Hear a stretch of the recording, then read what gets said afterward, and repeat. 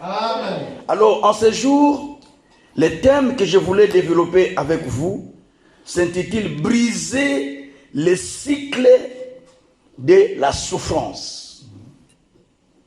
Il fallait que je sois là où il a foi. Hein? J'allais dire Amen. Amen. Vous ne voulez pas que les souffrances soient brisées? Amen. Briser le cycle de la souffrance. Et ça, c'est le thème que je voulais développer. Vous savez bien, mes frères et sœurs, personne n'accepte de demeurer dans la souffrance.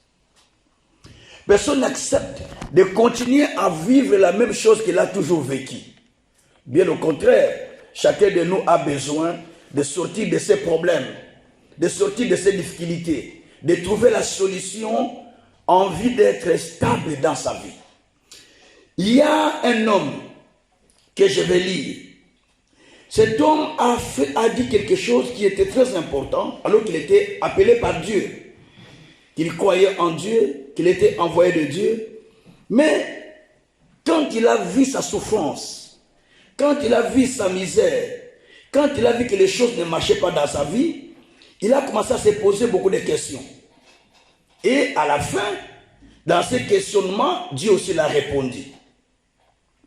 Dans la vie, si vous ne vous posez pas de questions à propos de la situation que vous traversez, c'est que vous avez accepté que le diable vous impose la souffrance. Chaque situation pour laquelle vous n'êtes pas révolté, ça ne peut pas amener un changement dans votre vie. Et chaque prière que vous faites, qui ne vous touche pas, ne touchera jamais le Seigneur Dieu. Ce sont des principes qu'il faut retenir. Quand vous priez, que votre prière ne vous touche pas vous-même au cœur, ça ne pourra pas toucher le Seigneur Dieu. C'est pourquoi Anne, quand elle priait, la prière l'a touchée, elle pleurait, elle versait des larmes. Et cela a touché Dieu directement au ciel. Et ce matin, ma prière, que la prière que nous allons faire, que cela puisse vous toucher au fond de votre cœur, afin que cela puisse toucher aussi le Seigneur Dieu. Examinez-vous vous-même. Regardez la situation que vous traversez, ce que vous vivez. Posez-vous des questions. Est-ce que c'est comme ça que je dois finir ma vie? Est-ce que c'est comme ça que je dois être? Si tu es avec moi partout, je marche. Si tu es avec moi en voiture, tu vas dire, oh, mais comment ça? Je parle comme un fou. Donc quand je suis en voiture, mes enfants savent. Non, Seigneur. Ma femme dit, je dis, oh, toi c'est l'exagération. Je dis non. Parce que toi, tu ne vois pas ce que moi je vois. Tu ne sens pas ce que moi je sens. C'est celui qui a le fardeau qui se révolte au fond de son cœur. Celui qui sent que ça ne va pas pour moi, qui va vivre un changement. Gloire soit au Seigneur. Amen. Alors, briser le cycle de la souffrance, c'est l'enseignement que nous allons donner, mais en combiné avec la prière. Donc on lit, on explique. C'est un enseignement combiné avec la prière. Alors, si la souffrance devient un cycle rotatif, ça part, ça revient. Ça part, ça revient. Donc il n'est pas semblable à Job. Mais même Job, quand la souffrance était rotative, il est arrivé à un moment où il a parlé à Dieu. Quand vous lisez les livres de Job, vous allez voir comment Job était révolté en parlant à l'Éternel. Beaucoup d'endroits où vous allez voir que Job n'était pas n'importe qui dans les prières. Il parlait avec révolte. Et à la fin, la Bible dit, Job 42, que Dieu a restauré Job. Il lui a restitué tout ce qu'il avait perdu. Je crois que ce matin, Dieu va restituer à chacun ce qu'il avait perdu. Amen. Alors, je vais lire le texte qui parle de la souffrance et de là on va commencer à se révolter. Nous sommes dans Jérémie chapitre 15. Jérémie chapitre 15, verset 18. Je pense que vous vous posez la même question que moi aussi. Si moi je me pose la même question, comme Jérémie, si vous vous posez cette question comme Jérémie, alors c'est une bonne chose pour vous.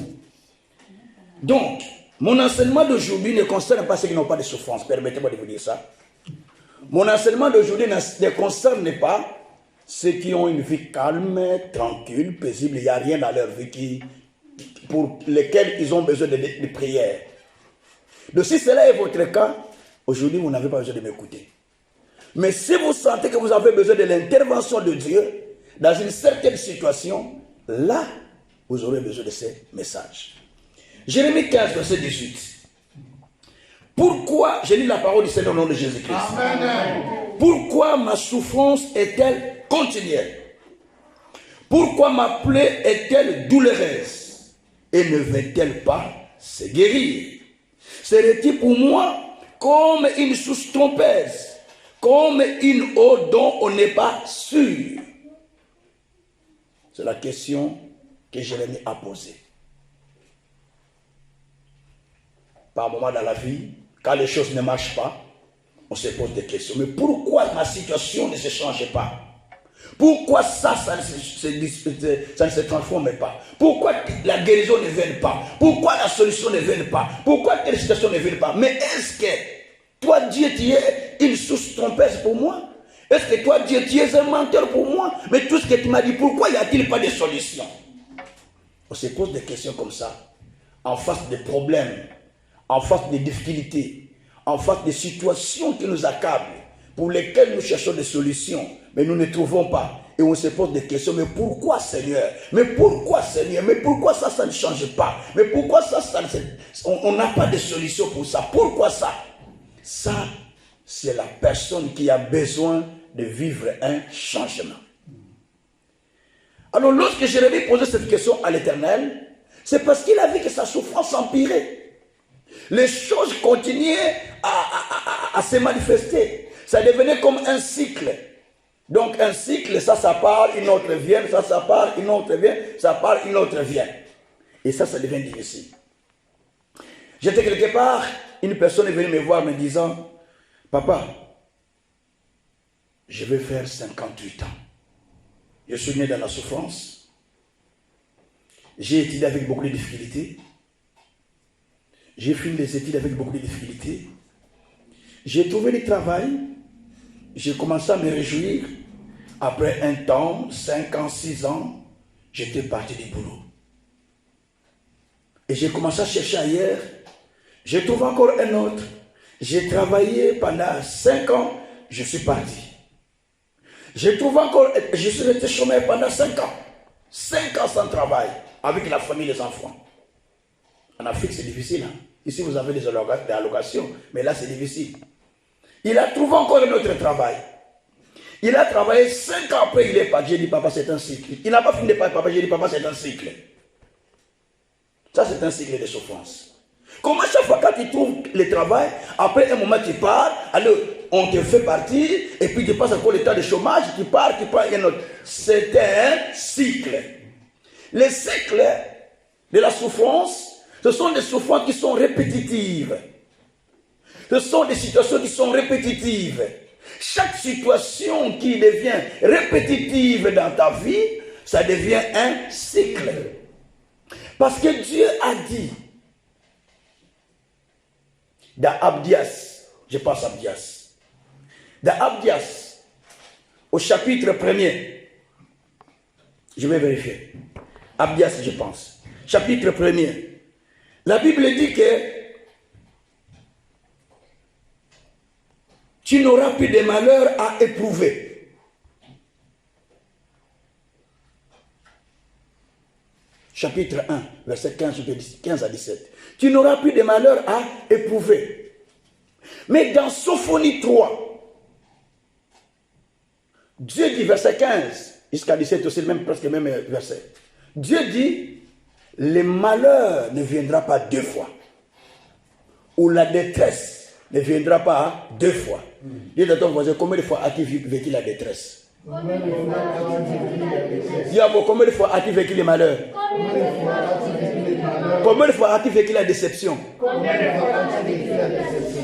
C'est là où il y a des problèmes. Parce qu'on prend des choses à la légère. Bon, c'est normal, c'est normal. Tu ne peux pas normaliser ta vie. Tu ne peux pas la comparer avec une autre personne. Ne prends pas ta vie comme la vie d'une autre. Oh, mais il y a beaucoup de gens qui ont le même cas, moi aussi. Non, frère.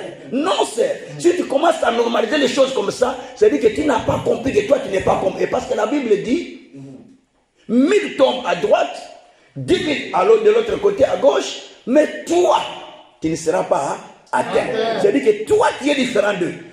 Et ça va leur causer du tort, mais toi, ça ne te causera pas du tort. Amen. Que Dieu soit loué. Amen. Donc, le cycle de la souffrance, c'est un cycle répétitif des problèmes, des difficultés, des malheurs, ainsi de suite. C'est là qu'on appelle le cycle de la souffrance. Dans Exode 3, versets 7 à 9, Dieu a vu. Dieu a vu la souffrance du peuple d'Israël en Égypte, qui souffrait tout le temps, qui pleurait tout le temps, qui gémissait. Ils s'accroupissaient dans la misère. Ils étaient dans le fouet, dans la souffrance intense, ne sachant pas quoi faire. Et pourtant, ils avaient un Dieu vivant. Un Dieu vivant, mais sous puissance du Pharaon. Avec un Dieu vivant, mais sous contrôle de l'ennemi. Alors, qu'est-ce qui va se passer? Dieu a vu cela. La Bible dit, Dieu a envoyé Moïse pour aller délivrer le peuple. Dieu a dit, j'ai vu la souffrance de mon peuple qui est en Égypte. J'ai vu la misère qu'on lui cause. Mais moi, je suis descendu pour le délivrer. Gloire soit au Seigneur. Aussi est descendu pour te délivrer. Parce qu'il a vu tes problèmes. Il a vu tes difficultés. Il a vu tes questionnements. Alors, il a utilisé son serviteur pour venir t'annoncer cette parole afin que tu sois sauvé. C'est ça la pensée de Dieu. Maintenant, la souffrance est là. Mais comment peut-on briser cette souffrance? Comment peut-on briser le cycle de la souffrance qui est devant nous? Comment peut-on briser le cycle de la souffrance? À chaque fois qu'il y a la souffrance, sachez-le que Dieu envoie un serviteur. Je pense que vous allez croire ce que je vous dis. Amen. Mais c'est dans la Bible, non? Amen. J'ai vu la souffrance de mon peuple qui était en Égypte. J'ai vu comment on le fait souffrir. Je suis descendu pour le délivrer. Moïse, va le délivrer. Je vais vous faire comprendre une chose. Moïse n'était pas dans la souffrance. Moïse était à Madian. Il n'était pas captif. Il était à Madian comme berger du troupeau de Jéthro. Mais Moïse, on lui dit d'aller en Égypte, parce qu'il y a un peuple qui est dans la souffrance, pour aller les délivrer. Et pourtant, ce n'est pas Moïse qui priait que Dieu aide-nous, Dieu sauve-nous, Dieu délivre-nous. Mais c'est l'Israël, les enfants d'Israël qui étaient captifs en Égypte, qui priaient à Dieu chaque jour, Seigneur, jusqu'à quand on va souffrir? Jusqu'à quand on va souffrir? Jusqu'à quand on va souffrir? Dieu a exaucé la prière du peuple d'Israël. Mais Dieu n'est pas descendu devant le peuple d'Israël. Écoutez-moi bien. Dieu est descendu chez Moïse, qui était à Madian. Je me dis, mais Dieu est compliqué. Qui a prié? C'est Moïse ou bien c'est les enfants d'Israël? Les enfants d'Israël. Mais pourquoi il n'est pas allé chez les enfants d'Israël? On va donner la réponse. La Bible dit qu'il priait dans la souffrance, il criait tous les jours. Dieu a exaucé leur prière. Mais Dieu n'est pas descendu chez eux. C'est ça le problème. Pourquoi Dieu n'est-il pas descendu chez eux? La réponse est dans Osée, chapitre 12, verset 13-14. La Bible dit que c'est par un prophète que Dieu a sauvé Israël. Alléluia. Amen. Osée 12, verset 13-14. C'est par un prophète que Dieu a sauvé Israël. Donc Dieu n'est pas descendu chez le peuple d'Israël, mais Dieu est descendu chez Moïse. Suivez-moi bien. La Bible dit, acte 7, verset 25. Moïse dit, j'ai pensé que Dieu, il comprendrait que, Moïse, acte 7, verset 25. Moïse dit, j'ai pensé que Dieu leur délivrerait par mes mains. Mais ils ne comprirent pas. C'est Moïse qui a dit. C'était les règles de Moïse. Moïse a dit, je croyais qu'il faut comprendre que Dieu va leur livrer par moi. Mais ils n'ont pas compris. Moïse a regretté. Ils sont restés encore dans la souffrance pendant plusieurs années. Avant que Moïse vienne de les sortir. Est-ce que vous avez compris? Amen. Est-ce que vous avez compris? Amen. Les règles de Moïse, acte 7, verset 25. J'ai pensé qu'il faut comprendre que par moi, Dieu va leur délivrer. Par mes mains. Mais ils n'ont pas compris. Faites attention. Vous criez, vous pleurez, vous gémissez dans votre chambre, vous parlez à Dieu, Dieu ne viendra pas vers vous. Dieu ira vers un serviteur. Il va donner le message à un serviteur, le serviteur vient vers vous. Vous devez croire au message du serviteur pour que Dieu fasse un travail avec vous. On appelle ça le principe triangulaire divin. Donc dans ce principe, Dieu est au sommet du triangle. À droite, c'est le serviteur. À gauche, c'est vous qui criez. Vous criez Dieu, ça monte vers Dieu. Dieu dit, oh, je t'ai écouté, mais je ne descends pas vers toi. Moi, j'ai des alliances avec mes serviteurs que j'ai choisis. Amen. Il descend vers les serviteurs. Il donne le message aux serviteurs. Il dit, va délivrer ce peuple. Va dire que je vais les sortir pour aller dans la terre promise. Les serviteurs viennent vers toi. Quand il te parle, tu as une chose à faire. Croire au message du serviteur. Amen. Quand tu croiras à son message, Dieu descend vers toi pour te délivrer. Amen. C'est pourquoi il est dit dans 1 Roi 8, verset 56. De toutes les paroles que Dieu a dit par la bouche de Moïse, aucune d'elles n'était restée sans effet. Amen. De toutes les paroles que Dieu a dit par la bouche de Moïse, aucune d'elles n'était restée sans effet. Amen. Si j'ai dit 100 paroles, je dois vous le dire ouvertement. Si j'ai dit 100 paroles dans ma bouche, ceux qui sont autour peuvent vous dire que 98 se sont accomplis dans leur vie. Amen. Parce que quand vous parlez, vous ne parlez pas de vous. Vous parlez avec la parole de Dieu. Amen. Et Dieu l'a compris pour ceux qui ont la foi. Alors, la Bible dit que Moïse croyait qu'il pouvait avoir la foi. Donc, pour que vous sortez de votre situation misérable, malheureuse, la première des choses, vous avez besoin d'abord d'un prophète de Dieu. Votre pasteur, c'est un prophète de Dieu. Maman, voyez votre mari, vous êtes avec lui, dans la chambre, vous parlez. Vous connaissez votre mari bien plus que tout le monde ici. Mais vous ne le connaissez pas bien. Amen. Amen. J'ai dit ça à ma femme, elle était étonnée. J'ai dit, vous ne me connaissez pas. Vous m'avez trouvé déjà pasteur, n'est-ce pas? Tu ne m'as pas trouvé païen. Tu m'avais trouvé pasteur avec beaucoup de miracles. Tu voyais ce que Dieu faisait. Tu venais, ta sœur était à l'église, tu venais, tu voyais ce que Dieu faisait là. Toi-même, tu as vécu la puissance de Dieu au travers de moi. Ce n'est pas parce que tu vois ma culotte. Non. C'est que je suis à l'intérieur, toi tu ne le sais pas. Amen. C'est qu'il est à l'intérieur, toi tu ne le sais pas. Il peut vous dire tous les rêves qu'il fait. Mais, peut-être il ne vous dit pas ce que Dieu lui dit exactement pour lui-même. Parce que toute chose, tu ne peux pas dire à la madame. Hein? Moïse ne disait pas, Pharaon, Moïse ne disait pas toi, madame. S'il avait dit à Séphora que donc, je dois partir à Israël pour aller libérer le peuple, toi, tu dois rester ici. Séphora allait refuser. D'ailleurs, vous savez que Séphora avait refusé. Parce qu'à un moment, Séphora était fâché. Elle a dit, comment toi, tu peux partir comme ça? Tu me laisses toujours, tu pars, dis, allez. Il a pris maintenant la pierre, il a fait la circoncision lui-même de la femme. Pas, il a jeté la poupée sur son nom. Tu es mon mari, dit ça d'ailleurs, tu ne peux pas partir. Les femmes. Alléluia. Donc il peut être ton mari, mais Dieu peut lui dire, madame, on va faire une prière de 3 jours. On va faire une prière de 1 mois. 3 mois, je te vois, pardon, je suis seul. Tu vas dire, mais non, ça ne peut pas être. Mais oui, c'est comme parce que tu t'es marié avec un pasteur, il faut supporter ça. Je passe des fois 3 mois. Je dors pas dans la chambre, je suis sur le salon, je passe des prières. Mon épouse le sait. Il dit, celui-là, c'est sa vie. Un homme de Dieu ne dépend pas de quelqu'un. Voilà. Un homme de Dieu ne dépend pas de l'église. Un homme de Dieu dépend de Dieu qui l'a envoyé. Amen. Je ne dépends pas de l'église. Je ne reçois ni offrande de l'église, ni dîme de l'église. Je ne les reçois pas.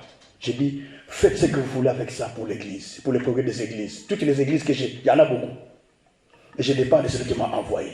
Amen. Il sait comment toucher pour me bénir. J'ai fait beaucoup de voyages dans l'année. Hein. Vous pouvez, comment il arrive à avoir des billets tout seul? Mais c'est parce que Dieu, quand il t'envoie, mais il fait tout. Hein? Oui. Quand je pars au Congo, je n'ai pas une maison où je dois aller me loger là-bas. Non. Mais dès que je dis, j'arrive, on prépare tout.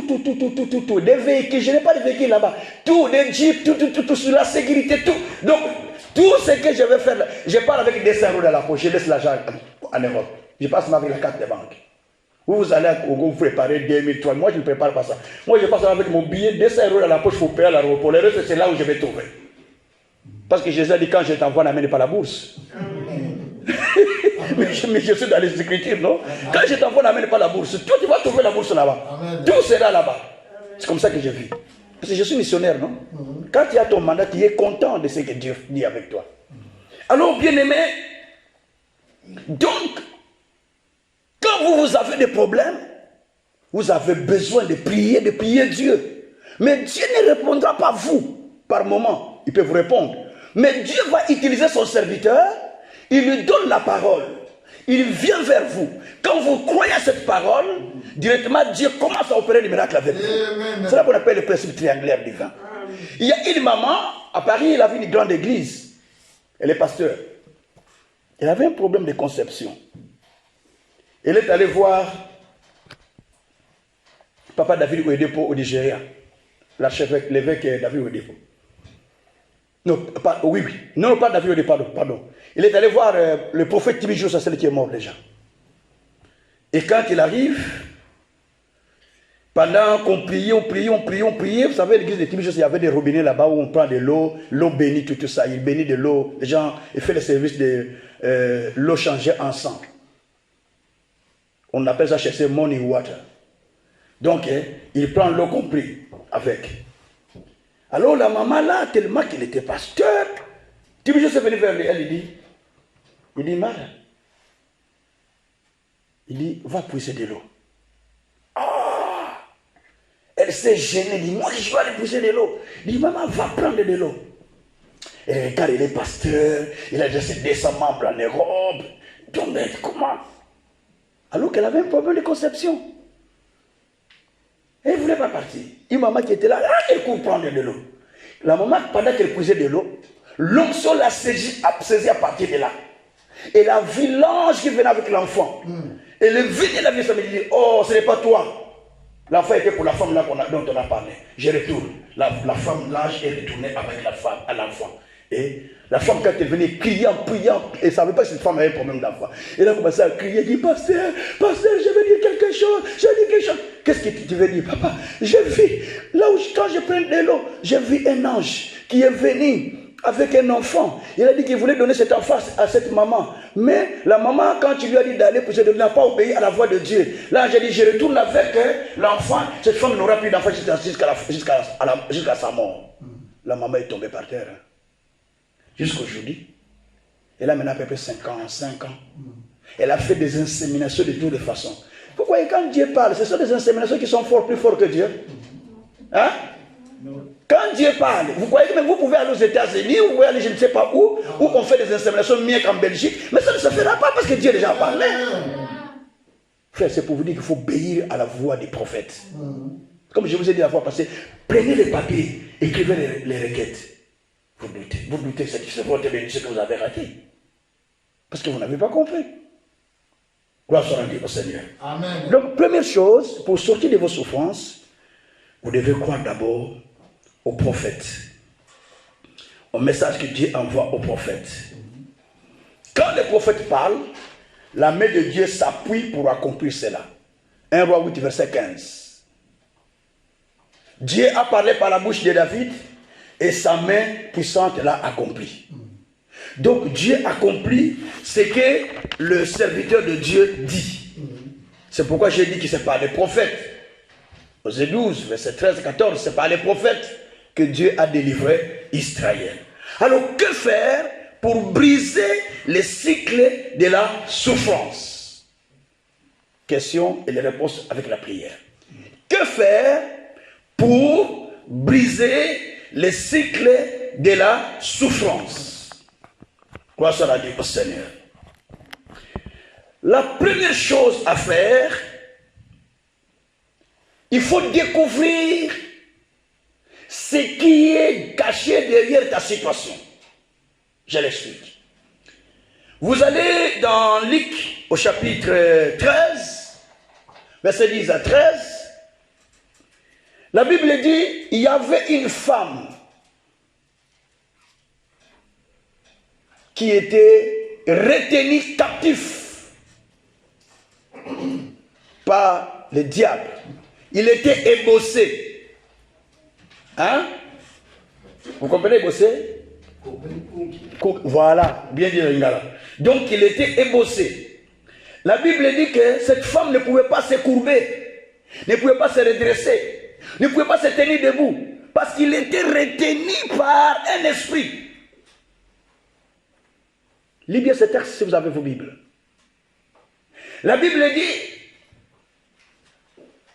lorsque Jésus la voyant, il ordonna à cet esprit de sortir, et la femme se redressa, il dit, redresse-toi la femme, tu es délivrée. La femme se redressa. Et les gens viennent dire, mais pourquoi tu l'as guéri le jour de sabbat? Pourquoi tu l'as guéri le jour de sabbat où tu ne fais pas du travail? Jésus dit, si un de vos brebis est tombé dans le puits le jour de sabbat, n'est-ce pas pour les sortir? Mais comment pouvons-nous laisser cette fille d'Abraham que Satan tenait liée pendant plusieurs années, 18 ans donc? Donc en lui, il y avait un esprit qui les liait. Les bossés qu'on voyait là, ce n'est pas ça, mais il y avait l'esprit. Les bossés, en fait, on fait terme de bossés, mais ce n'est pas vraiment les bossés.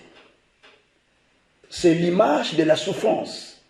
C'est l'image des problèmes. Les bosses là dont on parle, généralement en français on explique les bosses comme étant les bosses, c'est le dos. Mais en termes hébreux, ne veut pas dire les bosses sur le dos, veut dire c'est vraiment la souffrance dans la vie. Mais il était souffrant, elle était souffrante. Mais la souffrance venait d'où? Il y avait un esprit qui les retenait captifs. Dans ta situation, dans ton problème, dans des difficultés que tu traverses dans ta vie, ne vois pas ça ordinairement. Derrière ça, il y a un esprit qui opère. Tant que tu n'as pas encore chassé cet esprit, tu fais des prières, oh, Dieu guéris-moi, Dieu délivre-moi. Est-ce que tu as chassé l'esprit qui est derrière ça? Amen. Une femme qui est dessus 2-3 fois, il doit comprendre que derrière lui, il y a l'esprit de la déception. Voilà. Il doit commencer d'abord à dire, ah, les frères ne sont pas, comme on dit à l'Ingala, les frères ne sont pas bons, les frères sont ma belle, les frères ne sont pas bons. Non, les frères sont bons. Mais il faut d'abord commencer à détruire l'esprit qui est caché derrière la déception que tu reçois. Amen. Et quand cet esprit sera détruit, c'est ainsi que toi tu vas voir les choses se normaliser. Amen. Qui peut dire Amen? Amen. Quelle est la situation que tu traverses? Qui te retient? C'est ça le problème. Derrière là, il y a un esprit. Mettons un peu debout pour 2 minutes. Je veux que tu détruises l'esprit que tu ressens, qui amène la souffrance dans ta vie. Derrière ta situation, il y a un esprit. Dis Seigneur, je ne vois pas cet esprit, mais derrière mon problème, il y a un esprit. Je commence d'abord à détruire cet esprit. Je commence à consumer cet esprit. Je commence à chercher cet esprit avant que la guérison vienne, avant que les miracles viennent. Je ne sais pas dans quelle situation que tu es. Tu te dis, je commence d'abord à détruire l'esprit là qui commence à faire ce travail contre moi. Prions le Seigneur, alléluia, non, alléluia. Prions le Seigneur, prions.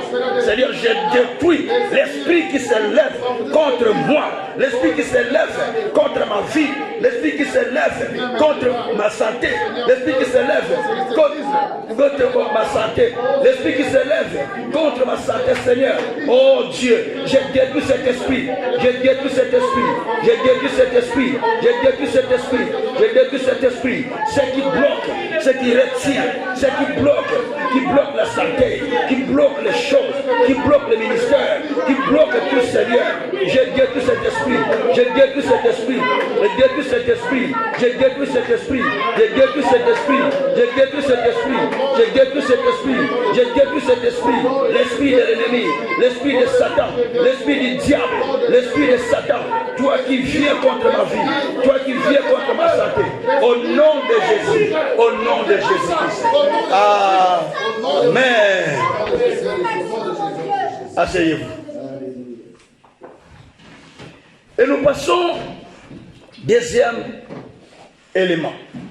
Quand vous sentez qu'il y a la souffrance, vous avez besoin de faire une prière avec révolte. Dis à ton voisin, prière avec révolte. Dis pas comme on a prié tout à l'heure. Mais prière avec révolte. 2 Chroniques chapitre 4 verset 10. Dans cette prière de révolte, écoutez ce qu'on dit. 2 Chroniques 4 verset 10. J'ai lu la parole du Seigneur au nom de Jésus-Christ. Amen.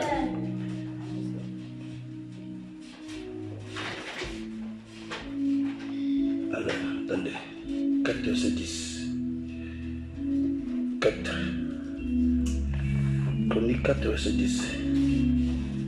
Je suis dans la chronique là. C'est 1 Chronique 4. J'ai dit 2 Chroniques, permettez-moi. C'est 1 Chronique 4 verset 10. 1 Chronique, hein? C'est 1 Chronique 4 verset 10. 1 Chronique 4, c'est la prière de Jabet en fait. Je crois que vous connaissez l'histoire de Jabet. 1 Chronique 4 au verset 10. Verset 10. Voilà. On dit ceci. Jabet invoqua le Dieu d'Israël en disant: si tu me bénis et que tu étendes mes limites, si ta main est avec moi, si tu me préserves du malheur, en sorte que je ne sois plus dans la souffrance. Et Dieu accorda ce qu'il avait demandé. Parole du Seigneur. Amen. Jabet était un enfant qui était aimé par ses frères, parce qu'il était né dans la souffrance. Au nom de Jabet, Jabet veut dire ce qui est né dans la souffrance. Faites attention au nom que vous donnez aux enfants. Quand vous donnez le nom de Jacob, ce n'est pas un bon nom. Mais oui, est-ce que c'est un bon nom, Jacob? Non. Jacob veut dire extirpateur. Celui qui prend la place de l'autre. Alléluia. Amen. Quand vous donnez le nom d'Isaac, c'est un bon nom? Non. Isaac veut dire rire. Parce que Sarah a ri, c'est pourquoi on a donné le nom de rire. Donc il y a des noms qu'il ne faut pas donner parce qu'on a donné ça à lui, on donne tellement aux gens.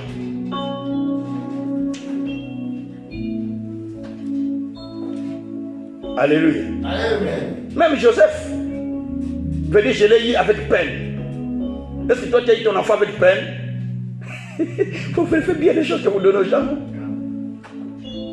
Moi j'ai choisi de très bons noms pour mes enfants. J'ai Zoé, j'ai le grand frère Laurie, j'ai Zoé, j'ai Gabriel qui est mon homonyme. Et les filles, mais je leur donne le nom de Gabriel aussi. Parce que les noms sont significatifs. Alléluia. Amen. Écoutez-moi bien.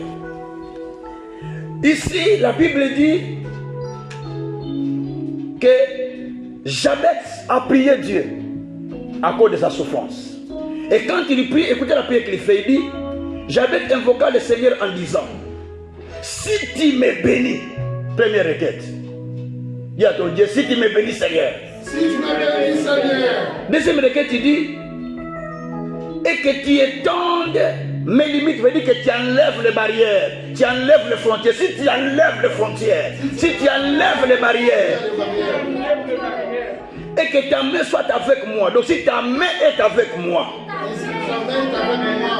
si tu me préserves du malheur, de sorte que je ne sois plus dans la souffrance. Quand vous lisez votre texte, on met point, veut dire quoi? Il y a la continuité des choses. On n'a pas compté, veut dire que vous pouvez continuer à ajouter. Et de là, Dieu l'a exaucé. Dieu veut exaucer quelqu'un maintenant que nous parlons. Fais la prière comme Jabet. Mais ayez l'espérance de recevoir une solution. Mais c'est une prière de révolte du Seigneur. Si tu enlèves les malheurs dans ma vie, si tu enlèves la souffrance, si tu brises les barrières dans ma vie, si tu ouvres les portes, si tu me donnes ça, oh Dieu, je témoignerai ton nom, je te servirai. Mais tu le fais avec révolte, Dieu va faire des choses. Prions le Seigneur, alléluia. Prions le Seigneur, alléluia. Oh Dieu, si tu enlèves la souffrance, si tu enlèves les malheurs, si tu enlèves les difficultés, si tu me délivres, Seigneur, de toutes les situations malheureuses, si tu étends ta main, si tu ouvres mes portes, si tu étends tends de sentiers, tends mes limites, si tu ouvres mes portes, si tu me bénis spirituellement, si tu me bénis financièrement, si tu me bénis Seigneur avec des dons de grâce, si tu me bénis, j'amènerai les hommes vers toi, j'amènerai les hommes vers toi, j'amènerai les hommes vers toi. Oh, si tu me délivres Seigneur de mes yeux pour que je continue à annoncer l'évangile, je continuerai à témoigner de ta puissance parce que tu es souverain. Père éternel, agis en ce moment, nous sommes dans ta présence. Père opéré, Père opéré, Père opéré, Père opéré, au nom de Jésus, au nom de Jésus. Merci mon Dieu mon roi, par le nom de Jésus-Christ. Amen. Amen. Troisième requête. Asseyez-vous, je vais expliquer. Le troisième élément à faire, quand vous voyez les choses s'intensifier, se répéter, la souffrance continue, il faut refuser. Dis à ton voisin, je refuse la souffrance. Je refuse la souffrance. Pourquoi vous devez refuser? Naoum 1, verset 9. Naoum 1, verset 9 dit que le malheur ne viendra pas deux fois. Hein? La souffrance ne viendra pas deux fois. Je vous lis le texte. Dieu soit loué. Merci Seigneur pour ce que tu dis. Naoum chapitre 1er verset 9. Il y a un seul chapitre dans ce texte. Que Dieu soit loué. Naoum 1 verset 9. La Bible dit: que méditez-vous contre l'Éternel? C'est lui qui détruit. La détresse ne paraîtra pas deux fois. D'autres versions disent: le malheur ne viendra pas deux fois. D'autres versions disent encore: la souffrance ne viendra pas deux fois. Combien de fois as-tu vécu ce problème que tu as? C'est ma question. Dis à ton voisin avec colère: combien de fois as-tu vécu ce problème? Dis-le comme ça. Dis-lui depuis combien de fois continues-tu à vivre ce problème? Combien de fois? Combien de fois? Dis maintenant, tu dois commencer à refuser maintenant. Chaque chose que vous ne refusez pas, ça reste dans votre vie. Je vous dis que chaque chose que vous ne refusez pas, ça reste dans votre vie. Amen. Il faut commencer à refuser des choses. Moi, quand des fois on parle, arrête. Ils savent pas que c'est très autoritaire. Je n'accepte pas les paroles négatives. Hein? Amen. Je n'aime pas que les gens m'envoient des vidéos. Regarde sur Facebook, on a dit ceci. Regarde la Kinshasa, on a dit. Directement, je t'appelle, je dis: tu me vois ton ami, ton collègue? Si tu es passé, tu m'envoies ça, je bloque directement ton numéro. Parce que chaque personne a ses disciplines. Je suis un homme discipliné. Tu ne me vois pas dans le Facebook en train de parler de... C'est pas moi. Mon Facebook à moi et le Facebook de l'église, c'est uniquement pour envoyer des messages de Dieu, pour des vidéos. Quand tu m'envoies des choses comme ça, je te bloque, je te supprime, tu n'es plus dans ce Facebook. Quand tu m'envoies dans vos WhatsApp, regarde comme vous avez des... Toi qui prends le temps de regarder les matchs. Ah, on a fait ça au Congo. Hein? Ah, on a fait ça à un pasteur, à une sœur. Frère, tu participes au péché que toi tu n'avais pas fait. Sans le savoir. Mais tu te bloques. Mais tu as des choses que tu peux faire à la part de faire tout ça. Tu n'as pas d'autres choses à faire. Tu perds ton temps à regarder. Ah, il s'est habillé comment? Oh. Ah, il était habillé comment? Il a fait comment? Tu n'as pas le temps de prier pour ta vie. Tu n'as pas le temps de décider pour ta vie. Tu regardes des choses futiles qui ne sont pas utiles. Frère, il faut changer l'esprit. Alléluia. Amen. Le malheur ne viendra pas deux fois. Si toi tu décides. Si toi tu dis non, je ne veux plus vivre ça. Si toi tu dis Seigneur, tu dois changer ma situation. Et Dieu en ce moment-là, il s'est décidé de travailler avec toi pour changer ta situation. Parle maintenant de là où tu es assis. Dis Seigneur, je ne veux plus les malheurs. Je ne veux plus les voir. C'est déjà venu 2-3 fois. Mais je ne le vis plus dans ma vie. Au nom de Dieu, priez le Seigneur. Alléluia. Priez, priez, priez, je dis. Priez avec foi. Priez avec foi. Le miracle vient quand vous obéissez à la parole qu'on vous donne. Pendant que vous obéissez à la parole, le miracle vient. Priez, priez Dieu, priez Dieu, priez Dieu. Seigneur de gloire, merci. Merci mon Père, merci mon Dieu. Les malheurs ne peuvent pas venir 2 fois dans ma vie. Non, jamais, non, jamais, non, jamais. Je refuse sa paix. Je refuse sa paix. Je refuse sa paix. Je refuse ça, Seigneur. Oh Dieu, je refuse, Seigneur, les malheurs dans ma vie. Les malheurs dans ma vie. Les malheurs de ma vie. Les malheurs de ma vie. Au nom de Jésus. Au nom de Jésus. Au nom de Jésus-Christ. Amen. On passe aux 4e prière. Qu'est-ce qu'il faut faire pour briser le cycle de la souffrance? Je passe au 4e élément. Pour briser le cycle de la souffrance, il faut briser tout ce qui t'empêche de ne pas développer, de ne pas évoluer, de ne pas avancer. Écoutez-moi bien. Est-ce que si je refuse un ami dans ma vie, pour qui je vois qu'il n'est pas profitable pour moi, c'est un problème? Est-ce que c'est un problème? Non. Écoutez-moi bien vous dire une chose. Dans la vie, il faut avoir 3 sortes d'amis. Il y a 3 types de relations. La première relation, c'est la personne auprès de qui vous vous puisez. Vous recevez quelque chose. La deuxième relation, la personne avec qui vous partagez ce que vous avez. La troisième relation, la personne qui est inférieure à qui vous devez donner ce que vous avez reçu. Vous avez compris les 3 types de relations? Bon, si moi je ne reçois rien de toi, et que tu ne reçois rien de moi, pourquoi je dois garder la relation avec toi? Parce que la relation, soit moi je te donne, soit moi je reçois, c'est toi. Alléluia. Amen. Mais si je ne reçois rien, je dois garder la relation. Pourquoi? Il y a des gens qui gardent des relations avec des gens, il n'y a rien à profiter. Oh, tu mets à ma soeur et chaque époque. On fait des causeries avec lui chaque soir. Il vient te perdre le temps. Le temps est cher. Il faut racheter le temps. J'ai dit à mon époux, j'ai 60 ans. Donc je ne suis plus un jeune. Je rachète mon temps. Toi tu me vois jeune, mais je ne suis pas jeune. Je vois les cheveux blancs. Je ne suis plus jeune. J'ai 60 ans. Donc je n'ai plus le temps à perdre. J'ai fait 30 ans dans le ministère.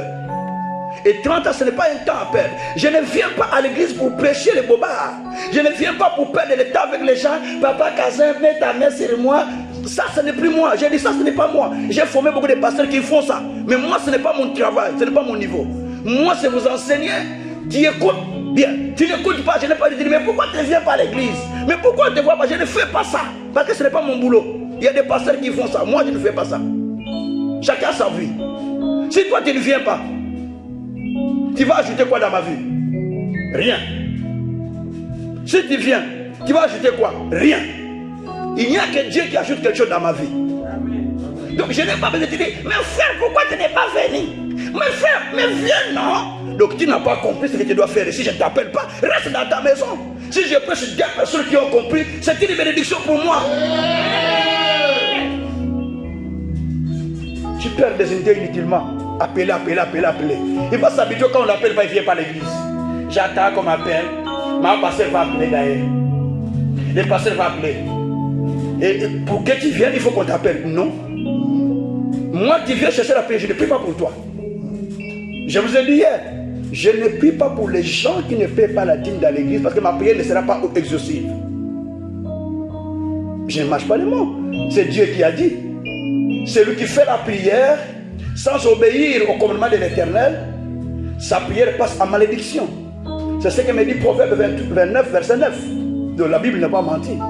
Donc ce n'est pas à moi de faire ce que je vais. Je dois faire ce que dit l'Écriture. Vous savez, quand Dieu vous fait grâce de connaître beaucoup de choses, vous allez vous poser dans ce que Dieu dit la Bible, dans ce que dit la Bible. Les gens vont dire que il est aussi orgueilleux. Il est difficile. Les gens disent, papa Kazé est tellement compliqué. Je ne suis pas compliqué. Si la parole n'est pas compliquée, je ne suis pas compliqué. Si la parole est compliquée, je deviens aussi compliqué. Mais la parole n'est pas compliquée. La parole nous demande d'obéir un point et trait.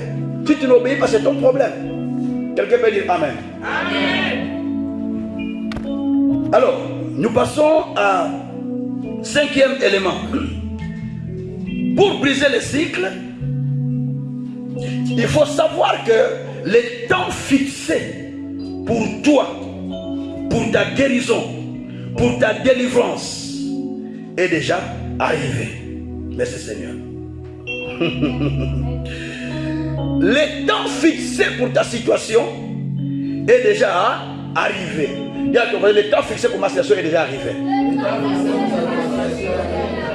La Bible dit dans Psaume 102, au verset 13, que le temps fixé est déjà arrivé pour toi. Comme le temps fixé est arrivé, veut dire, je ne peux plus continuer à demeurer dans mon problème.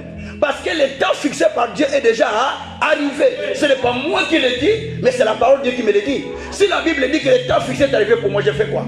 Je dois dire que le temps d'être guéri est encore loin de moi. Je dois dire que le temps fixé pour moi est arrivé. Je dis à quelqu'un, le temps fixé pour ta délivrance est arrivé. Amen. La Bible dit dans Zacharie 9, verset 11. Pour toi, à cause de ton alliance scellée par le sang, je libère les prisonniers qui sont captifs. Verset 12. Je leur donne une double bénédiction. Pour toi, dis à ton voisin, pour toi. Pour toi. Ah, parle à ton voisin, pour toi, dis à ton voisin, pour toi, pour toi. À cause de la parole de la Bible, à cause de l'alliance. Donc il y a une alliance qui existe entre toi et Dieu, qui a été faite par le sang de Jésus. À cause de cette alliance, Dieu dit, pour toi, à cause de l'alliance, tu ne peux pas demeurer dans cette situation. Je te sors de là où tu es et je te donne une double bénédiction, dit la Bible. Vous savez, faites mûrir votre foi par les promesses de Dieu. Amen. Tout ce que Dieu dit, ce sont des promesses. Les promesses sont un chèque blanc que Dieu nous donne. Lorsque, un chèque en blanc. Donc lorsque nous engageons, nous recevons toutes les solutions que nous avons besoin. Dieu a dit pour toi, tu dois sortir de cette situation. Parce que tu as une alliance. Le temps est arrivé. Dis à ton voisin, mon temps est arrivé de sortir de mes problèmes. Maintenant parle à Dieu, Seigneur, mon temps est arrivé, je ne dois plus demeurer dans ces problèmes. Mon temps est arrivé, je sors, prions le Seigneur, alléluia. Priez, priez, priez, priez, priez, priez, priez. Priez, priez, priez. Priez le Seigneur, priez le Seigneur. Priez le Seigneur, ton temps est arrivé. Ton temps est arrivé. Ton temps est arrivé. Ton temps est arrivé. Tu ne peux pas, tu ne peux pas, tu ne peux pas. Tu ne peux pas continuer à rester. Ton temps est arrivé, priez. Priez, ton temps est arrivé. Priez, ton temps est arrivé. Je ne peux pas rester. Je ne peux pas rester. Mon temps est arrivé. Mon temps est arrivé. Mon temps est arrivé. Je ne peux pas continuer à rester. Je ne peux pas continuer à rester. Mon temps est arrivé. Mon temps est arrivé. Mon temps est arrivé. Mon temps est arrivé. Mon temps est arrivé. Je ne peux pas. Je ne peux pas. Au nom de Jésus-Christ. Amen. Écoutez, je suis au 6e, hein, c'est ça, hein? 6e, hein? 5e. Ok, 5e ou 6e, comme vous écrivez, tel que vous mentionnez. Alors, ici, je donne un autre élément. Nous le trouvons dans Psaume 105, verset 12, vous allez jusqu'au verset 17, mais ne lisez pas, je le donne en tête. Dieu dit, ils étaient un peuple peu nombreux. Ils allèrent ça et là. Et il ne permit à personne de les empêcher. Il tua des rois à cause d'eux. Et il dit, ne touchez pas à mes oins. La Bible dit que nous sommes un peuple, un peu nombreux, un petit peuple, peu nombreux. Donc, ceux qui font des exploits ne sont pas nombreux. Écoutez-moi bien. Dans la route, ceux qui marchent sont nombreux, n'est-ce pas? Ils sont nombreux, n'est-ce pas? Je pose la question. Dans la route, quand vous marchez, vous allez voir dans la rue, il y a beaucoup de gens qui marchent, n'est-ce pas? Amen. Ok. Ceux qui courent sont nombreux? Non. Ils ne sont pas trop nombreux. Hein? Un petit groupe de fois, 5, 6, 7, 8, 10 qui courent. Mais ceux qui s'envolent, ils s'envolent en groupe, ils s'envolent seuls. Écoutez, celui qui veut s'envoler doit s'envoler seul, pas en groupe. La Bible dit dans Proverbe, au chapitre 18, verset 1, celui qui se met à l'écart cherche ce qui lui plaît. Si tu te mets à l'écart, tu cherches ce qui est favorable pour toi. Parce que tu ne te mets pas en groupe avec les autres. Et là, Dieu va t'amener plus loin. Ici, la Bible dit que Dieu dit, il n'est permis à personne de les empêcher. Si vous voulez briser le cycle de vos problèmes, dites-vous, Seigneur, il n'y a personne qui va m'empêcher. Pendant que je commence dans ce chemin, à y aller, il n'y aura personne qui va m'empêcher. Alléluia. Amen. Pourquoi? Parce que celui qui est en moi est tellement puissant et plus fort que celui qui est dans ce monde. 1 Jean 4,4. Pourquoi? Parce que je ne marche pas seul, mais je marche avec Jésus-Christ. Écoutez-moi bien. Je marche avec le Seigneur Jésus-Christ. Matthieu 8, verset 28 à 32. Jésus était en chemin pour aller à Guadara, la ville de Guadara. La Bible dit qu'à l'entrée de la ville, il y avait le cimetière. Il y avait 2 fous qui dormaient dans le cimetière. Et la Bible dit que lorsque Jésus y arriva, les 2 fous sortant, furieux, remplis de colère. La Bible dit qu'il n'y avait personne qui passait par là. Ni personne qui entrait, ni personne qui sortait par cette voie-là, par ce chemin-là. Parce que les fous de Gadara, ils se tenaient à l'entrée du chemin pour rentrer dans la ville. Ils étaient là, les chemins étaient bloqués. Les gens ne passent plus par là. Parce que si tu passes par là, il y aura quelqu'un qui va te tabasser. Parce qu'il y a 2 fous violents qui se tenaient là, qui dormaient au cimetière. Et quand les gens passaient, ils sortaient du cimetière pour vous barrer la route. Vous ne pouvez pas entrer, vous ne pouvez pas sortir. Mais Jésus est avec ses disciples, suivez-moi bien. Jésus est avec ses disciples. Il veut entrer dans la ville, les fous sont sortis. Qui est-il? Qu'est-ce qui est venu chercher avec nous? Pourquoi tu es venu nous troubler? La Bible dit qu'il n'y avait personne qui passait par là. Mais toi, tu es venu passer par là. Donc les fous pouvaient dire, toi, tu ne sais pas qu'il n'y a personne qui passe par ici. Ce chemin est interdit, on n'entre pas, on ne sort pas. Toi, tu veux passer par là. Qui es-tu? C'est ça, en fait, les démons, ce qu'ils voulaient dire. Mais les démons ont compris que ça, c'est une autre personne. Ils ont dit, qu'y a-t-il entre toi et nous, fils de l'homme? Pourquoi es-tu venu nous troubler? S'il te plaît, envoie-nous dans les pourceaux. Ne nous cause pas du tort, ne nous fais pas du mal, envoie-nous dans les pourceaux. Jésus a dit, sortez alors, allez dans les pourceaux. Ils sont allés dans les pourceaux, ils sont allés tomber dans la mer. Le chemin était ouvert, Jésus est passé avec ses disciples. Tout chemin qui est bloqué, toute souffrance que vous ressentez, dites à ce Jésus-là. Quand vous lisez les Écritures, on ne l'a pas dit comme une histoire. Ça, ce n'est pas une histoire. Maintenant, ça, c'est l'histoire qu'on a racontée. On était à Gadara. Est-ce que maintenant on est à Gadara? On est où, en Belgique, non? Amen. On n'est pas à Gadara, on est en Belgique. Hein? Oui. Maintenant, tu dis, Seigneur, maintenant, tu n'es plus à Gadara. Tu es maintenant avec moi en Belgique. Là, tu es avec tes disciples à Gadara. Tu es avec Pierre, Jean et les autres. Maintenant, tu es avec moi. Tu dis ton nom. Tu es avec moi. Moi aussi, disciple. Tu es avec moi. Tu pars avec moi. Maintenant, devant moi, il y a des fous qui sortent, qui me bloquent la route. Il y a des gens qui sortent des cimetières. Ce sont des démons qui sortent des cimetières pour me bloquer la route. Comme toi, tu es avec moi. Maintenant que je pars, Seigneur, j'ordonne ensemble avec toi à ces esprits qui me bloquent la route pour ne pas avancer. Allez, allez se jeter dans la mer. Allez se jeter dans la mer. Ils vont aller se jeter dans la mer. La route est ouverte. Vous dites, les portes sont ouvertes. Un miracle. Mais c'est toi qui as créé le miracle par ta parole, non? Parce que tu as parlé. Amen. Amen. Quelqu'un a compris? Est-ce que tu peux parler maintenant à ces fous-là qui te bloquent la route? À ces démons qui te bloquent la route. Je les appelle des fous qui te bloquent la route parce que toi tu marches avec Jésus. Comme je suis avec Jésus, ce n'est plus maintenant dans le chemin de Guadara. Je suis maintenant dans le chemin de Belgique. Je suis en train de marcher. Seigneur, commence à ouvrir mes portes. Tous les petits démons là qui me bloquent la route. Allez, je vous envoie dans la mer. Prions le Seigneur. Alléluia. Prions le Seigneur. Prions. Prions le Seigneur. Parlez, on va clôturer. Parlez. Shabrako sakaraba baba. Yabakarabara koshitara baba. Sondoro koshitara baba baba. Mebreke sataya baba baba. Robro koshitara baba baba. Rogoto koshitara baba. Yabraka satara baba baba. Sabraka shitara baba baba. Rabara koshitara baba baba. Au nom de Jésus-Christ. Amen.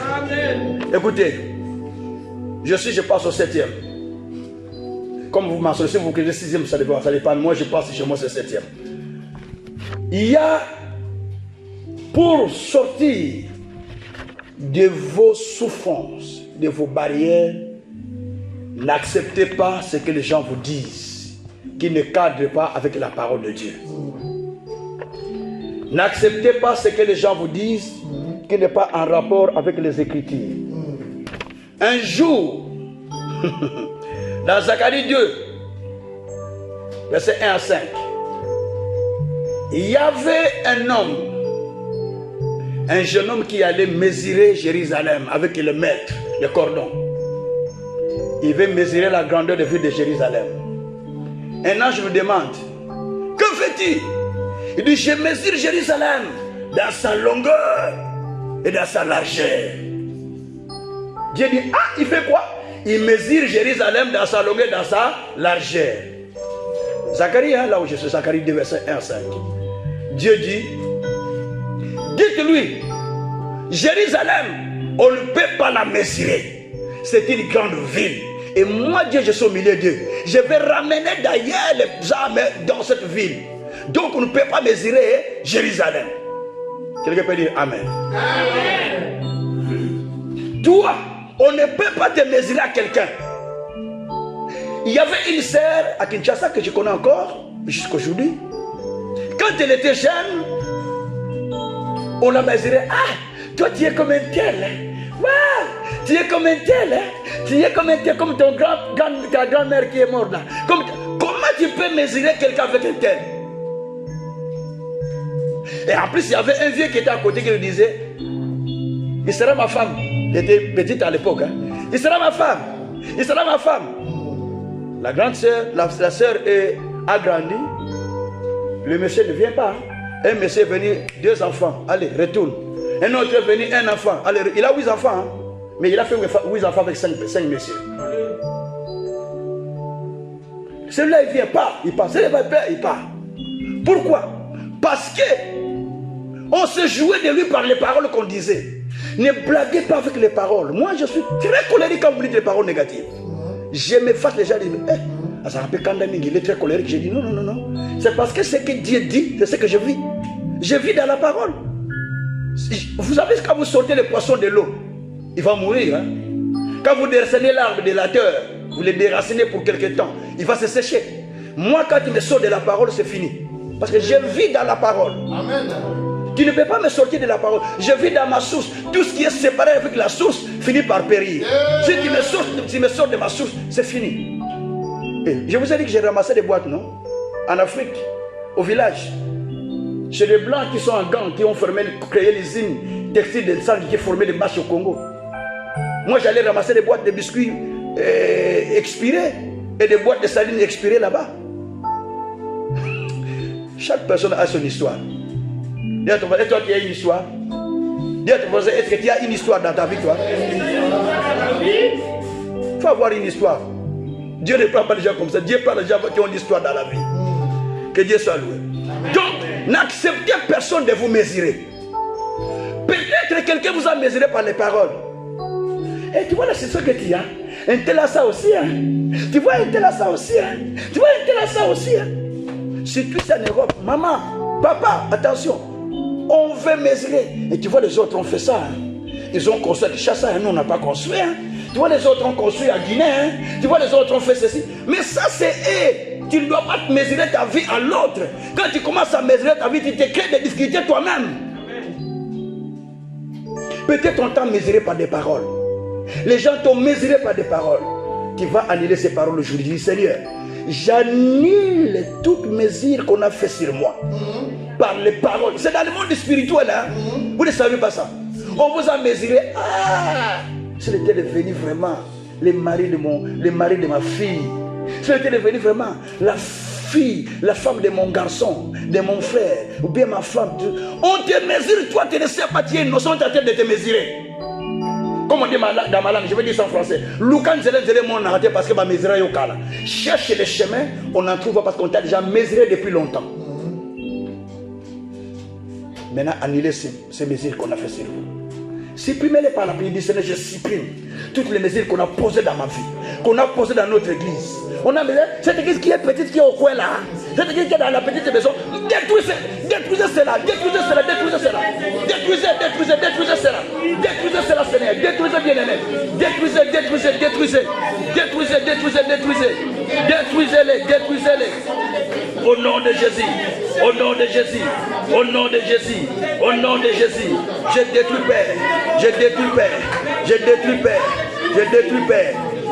Père. Au nom de Jésus. Nous avons ainsi prié.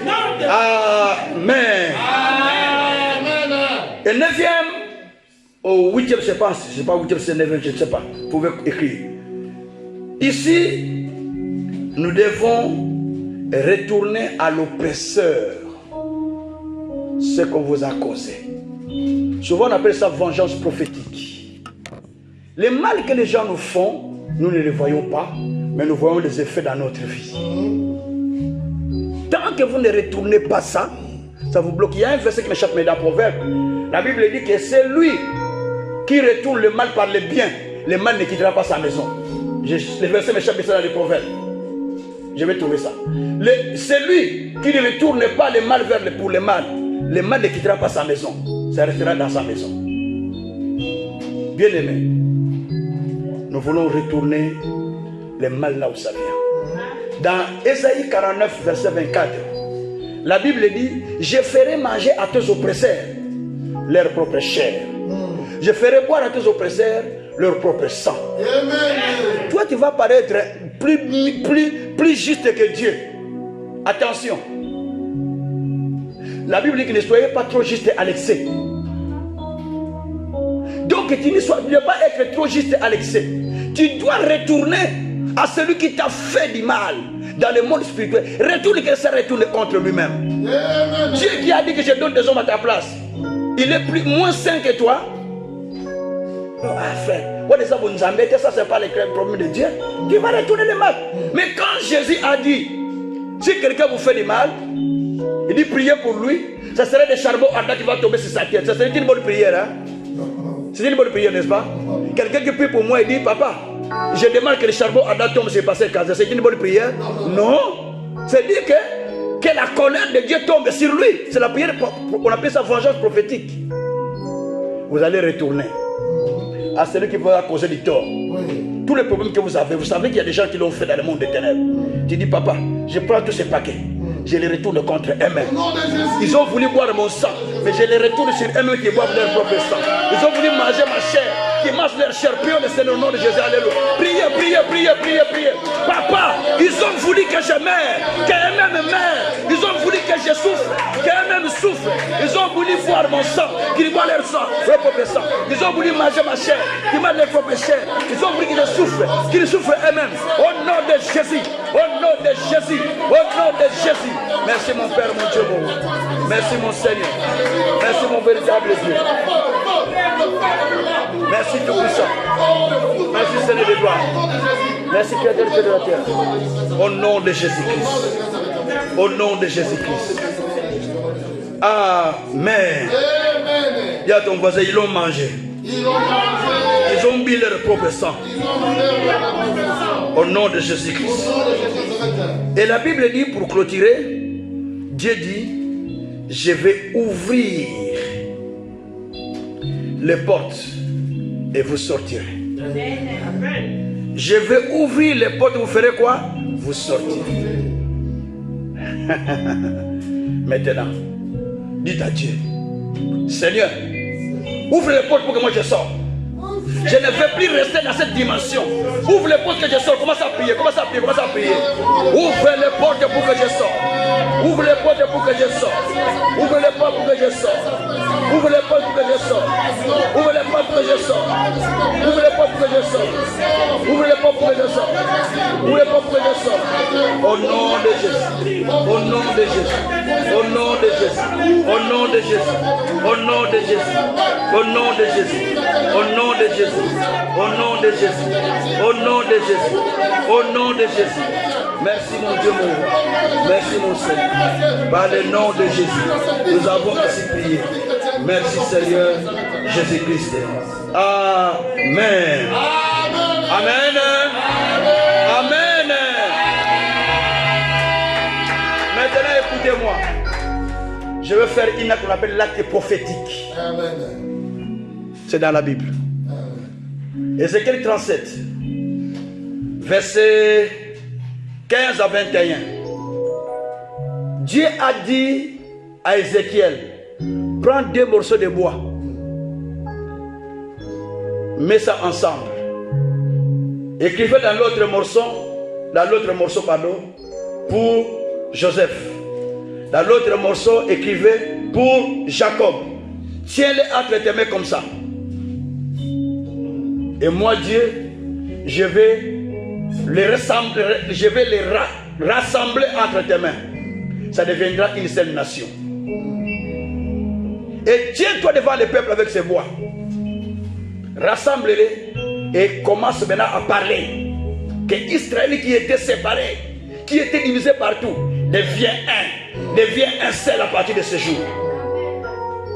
Il dit, quand le peuple va te demander pourquoi tu prends 2 bois, tu rassembles et tu parles, pourquoi tu fais ça, tu diras, je suis en train de rassembler les nations qui se sont séparées.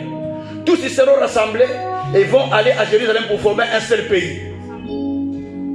Le prophète a dit ça. Et quand il a fait ça, c'est parti. En 1947,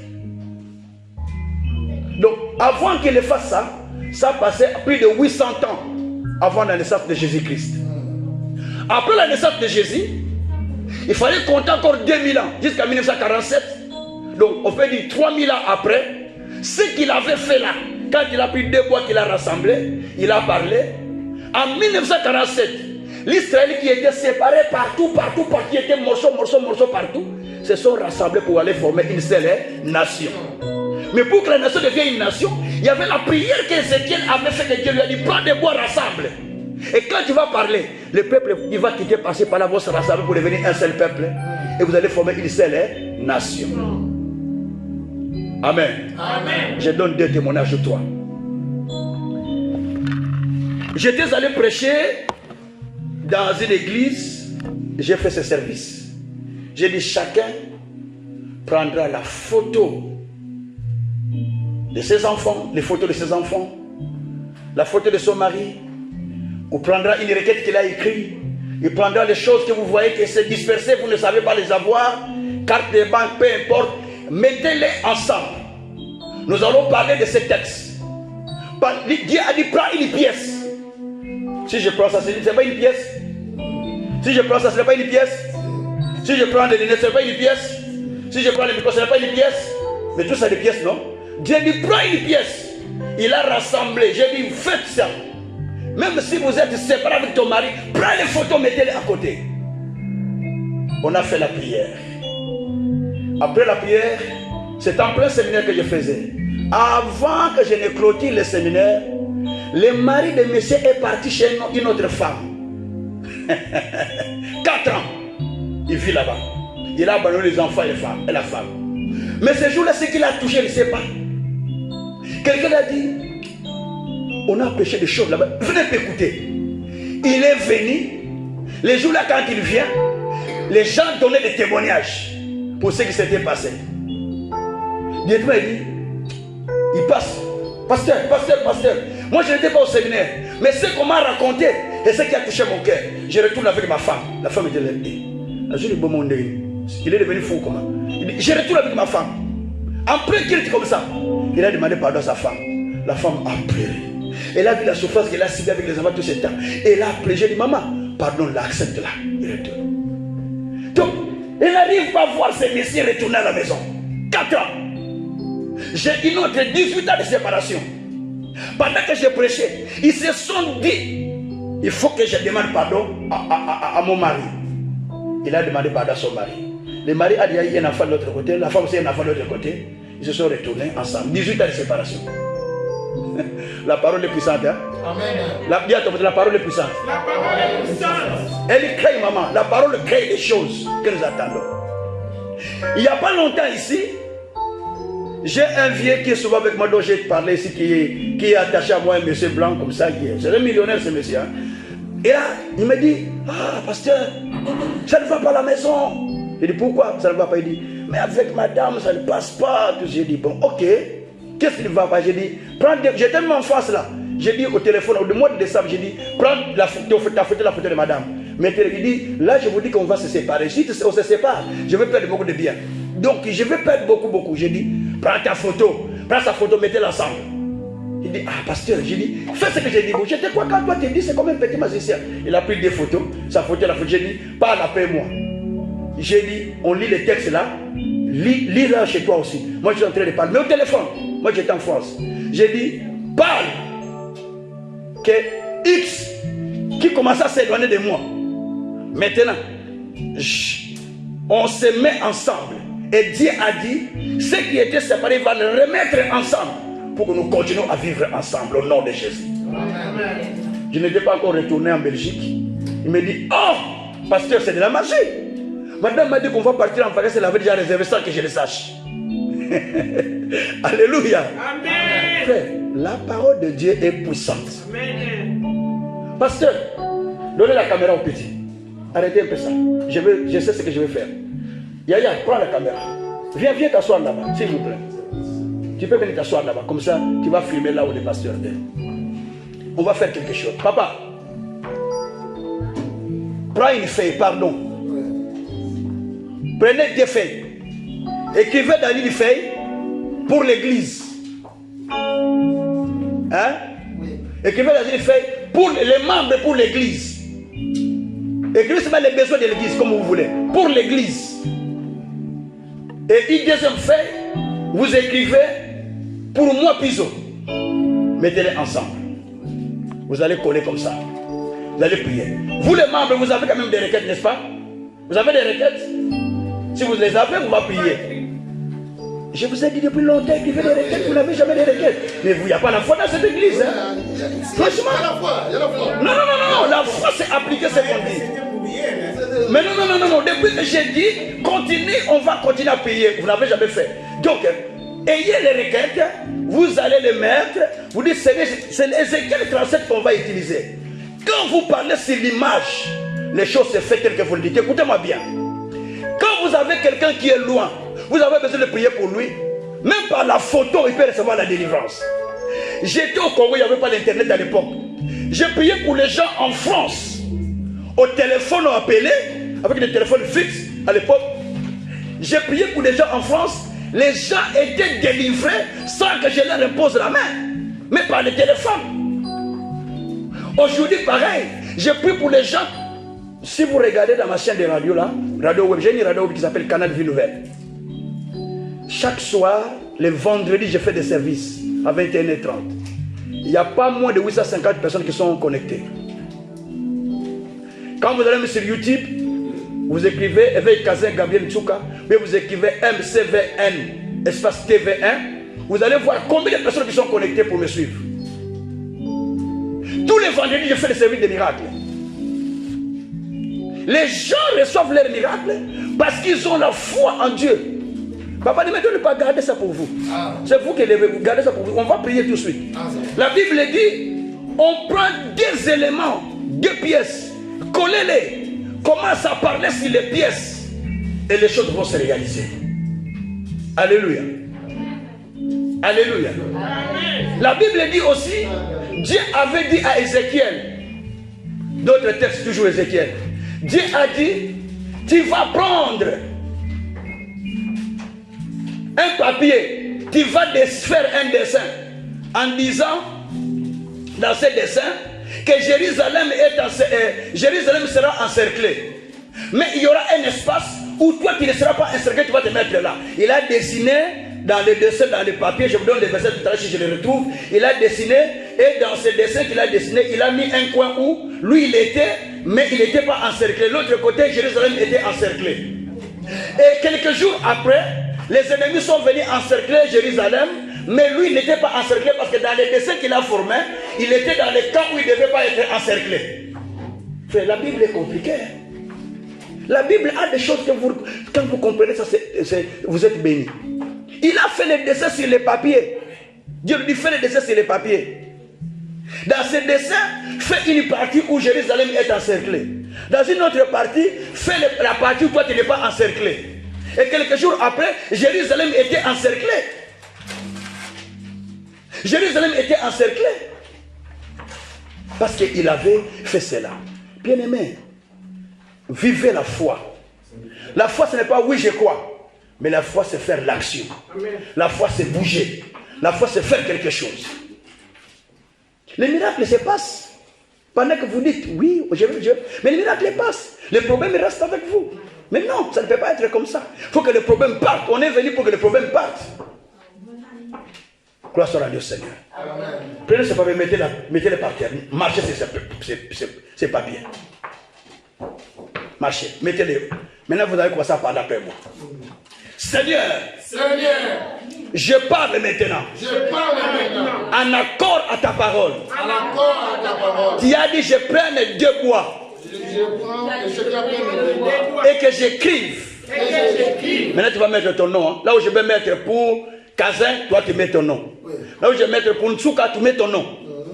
Hein? Amen.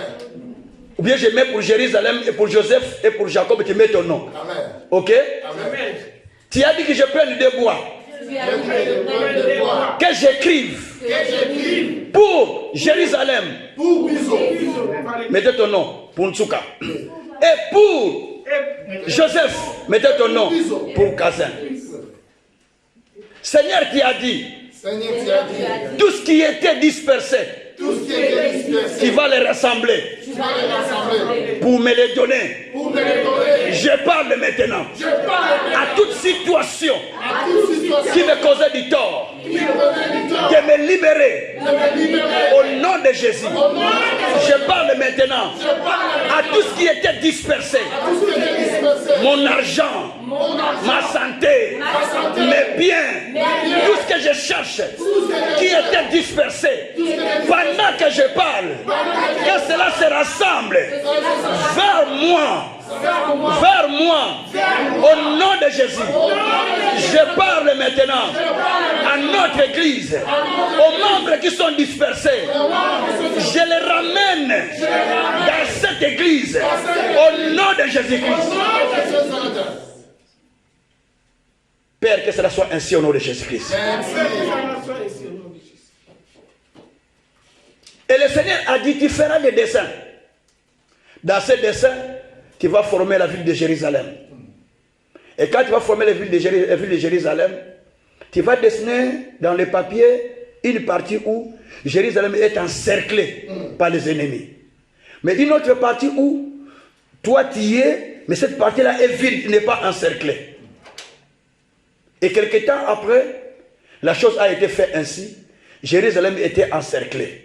Mais une partie où étaient les prophètes n'était pas encerclée selon le dessin qu'il avait fait. Maintenant, parle après moi. Seigneur,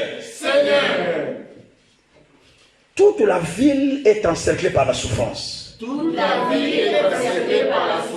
Mais là où moi je suis, je ne suis pas encerclé. Je suis libre de progresser, d'avancer. Ce que les gens cherchent dans la ville, ils en cherchent difficilement. Mais là où moi je suis, cela n'est pas difficile. Ce que les gens demandent avec beaucoup de difficultés, ils en reçoivent avec beaucoup de peine. Mais là où moi je suis, il n'y a pas de peine. Je l'en reçois facilement. Au nom de Jésus, au nom de Jésus, je reçois ma bénédiction, je reçois ma restauration, je reçois mon miracle, je reçois ma solution, je reçois ma gloire, je reçois mon élévation, je reçois ma restitution, je reçois ma bénédiction, je reçois le salut, je reçois la gloire, je reçois la justice, je reçois le miracle, je reçois la faveur, je reçois la bonté, je reçois la grâce, au nom de Jésus, au nom de Jésus. Merci Seigneur. Alléluia. Rendez grâce au Seigneur. Bénissez Dieu en anticipation. Dites Seigneur, merci parce que tu as tout fait pour moi déjà. Bénissez le Seigneur. Bénissez Dieu pour ce qu'il a fait pour vous. Bénissez-le déjà. Bénissez-le déjà. Bénissez-le déjà. Bénissez-le déjà. Bénissez-le déjà. Bénissez-le déjà. Bénissez-les, bénissez-les, bénissez-les, bénissez-les, bénissez-les. Bénissez le Seigneur, bénissez le Seigneur. Bénissez le Tout-Puissant. Bénissez Dieu, bénissez Dieu, bénissez Dieu. Car il a fait des choses merveilleuses. Alléluia. Il a fait des choses puissantes. Il a fait des choses gracieuses. Il a fait des choses merveilleuses. Béni soit-il notre Père. Au nom de Jésus-Christ. Amen. Amen. Acclamons le Seigneur.